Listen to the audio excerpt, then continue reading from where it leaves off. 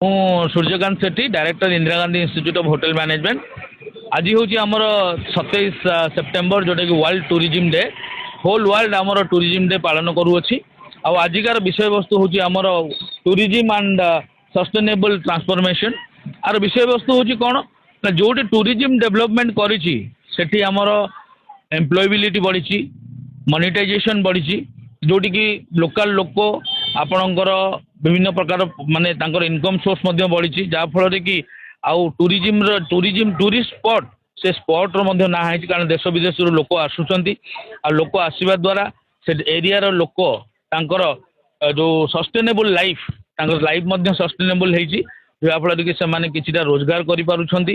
ଆଉ ଟ୍ରାନ୍ସଫର୍ମେସନ୍, ଯେଉଁଟାକି ଆମ ଦେଶ ବିଦେଶ ଯେଉଁ ଲୋକ ଆସୁଛନ୍ତି, ବିଭିନ୍ନ ଆମ ରାଜ୍ୟରୁ ମଧ୍ୟ ଲୋକ ଆସୁଛନ୍ତି, ତାଙ୍କ ସହିତ ଟ୍ରାନ୍ସଫର୍ମେସନ୍ ହେଇପାରୁଛି।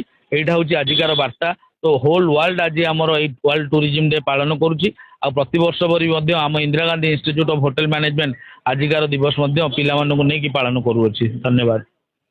ମୁଁ Soumyaranjan Pati, principal Indira Gandhi institute of hotel management.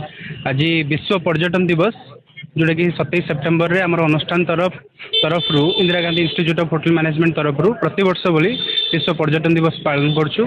ଆଉ ଏଇ ବର୍ଷର ବାର୍ତ୍ତା ଆପଣଙ୍କର ରହିଛି ଟୁରିଜିମ୍ ଆଣ୍ଡ ସଷ୍ଟେନେବଲ୍ ଟ୍ରାନ୍ସଫର୍ମେସନ୍, ଯେଉଁଟାକି ଟୁରିଜିମ୍ ପର୍ଯ୍ୟଟନ ବିଭାଗକୁ କେମିତି ଆମେ ରୂପାନ୍ତରୀକରଣ କରିପାରିବା, ସେଥିପାଇଁ ଆମେ ରାଲିଟି ବାହାର କରିଛୁ କଲେଜ ପାଖରୁ ବିରଜା ମନ୍ଦିର ପର୍ଯ୍ୟନ୍ତ। ସେଥିପାଇଁ ଆମର ଲୋକାଲ ଯେଉଁମାନେ ଲୋକ ରହୁଛନ୍ତି ତାଙ୍କୁ ସଚେତନ କରୁଛୁ କେମିତି ସେମାନେ ଟୁରିଜିମ୍କୁ ଡେଭଲପ୍ କରିବା ପାଇଁ ହେଲ୍ପ କରିବେ।